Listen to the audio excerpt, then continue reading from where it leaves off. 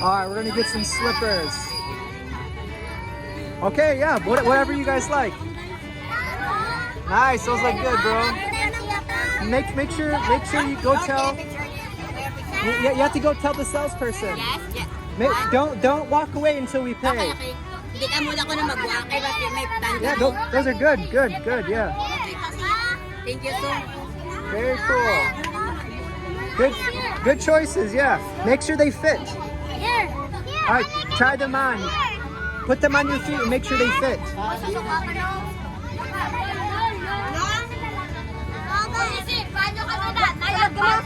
All right, so none of these kids and some adults did not have slippers.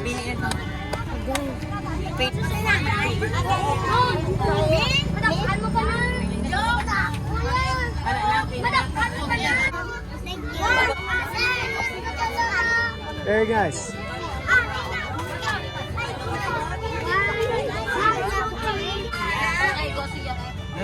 He's got pretty small feet. Is that the small size they have? You're welcome. Where's your shoes? Okay. That's the smallest one? Okay. As long as they fit, yeah. Thank you, sir. You're welcome. That's a lot.